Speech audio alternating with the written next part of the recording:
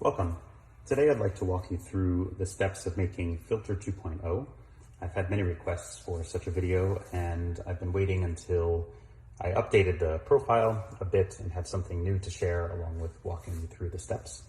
So I'm using a 25-gram portafilter basket, and I have moved away from using the lab filters.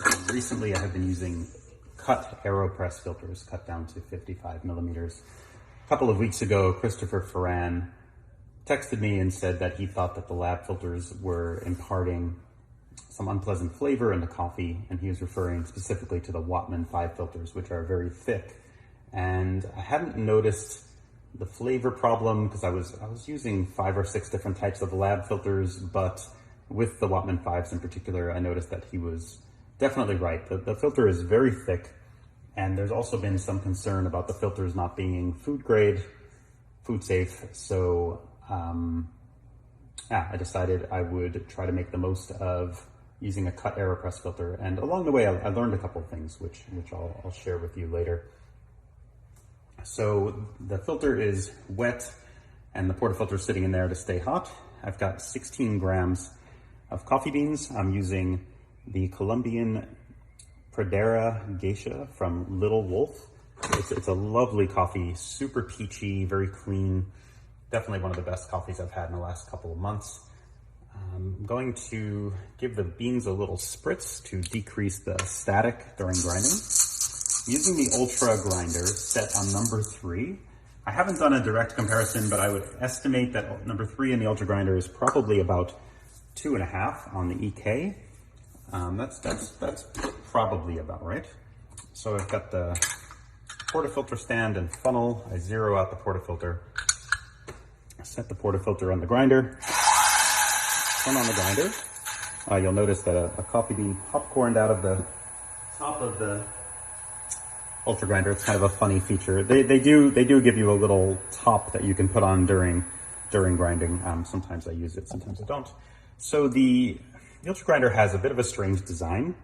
Can be both wonderful and frustrating. So you can see that there's a bit of buildup here.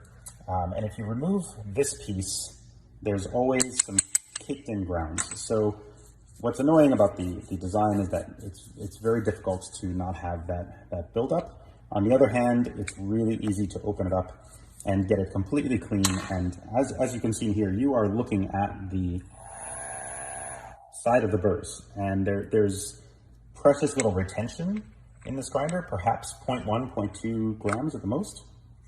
So if you don't mind the high maintenance routine of taking this off and cleaning it each time you use it, it is wonderful to not have to worry about the retention.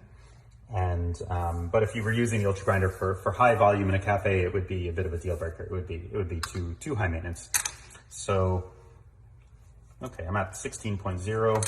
Kind of level off the grounds. I've got a bit of clumping in there, so I'm going to use the Weiss distribution technique. If John Weiss had a penny for every time somebody used this technique, he'd be a very, very rich man. He has done us all a service. Probably had no idea the trend he was creating many years ago when he started this technique. Okay, so give the portafilter a tap to level it.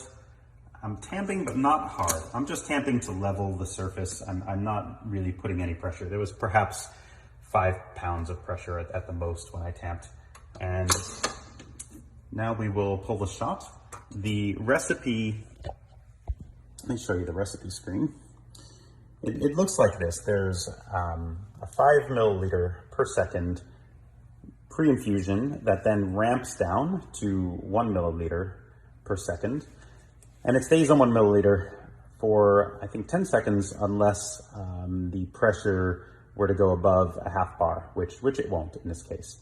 And if it did, then it would indicate that we definitely have more than enough liquid in there and we can move on to the next phase, which is the bloom. The bloom is set at 0.2 milliliters per second. I learned a couple of weeks ago that blooming at 0 wasn't as good as blooming with a tiny bit of flow, because the bit of flow, if it's calibrated well, will keep a small slurry on top of the grounds. And For whatever reason, that seems to increase extraction and improve flavor relative to losing the slurry during the bloom. I think what's going on is that when you don't have any flow during the bloom, the grounds will absorb all of the liquid, and they probably could absorb more. And if you just keep giving them bits of liquid, it will get absorbed, and it'll improve the evenness and the quantity of the extraction. Then there is a 10-second ramp up to 3 milliliters per second, and then there's a hold at 3 milliliters per second. Now, I'm grinding much finer than I was when I first began making Filter 2.0, and I've also changed my ratio. So I'm down now to a very fine grind with a 3-to-1 ratio, and I'm getting extractions between 23 to 27%, depending on the coffee. All right, so let's make a coffee. Step 1 in Filter 2.0 is the pre-infusion. I have it programmed to start at 5 milliliters per second for several seconds before ramping down to 1 milliliter per second. You will notice there is some drips, unlike in making an espresso or something like a blooming espresso and the decent.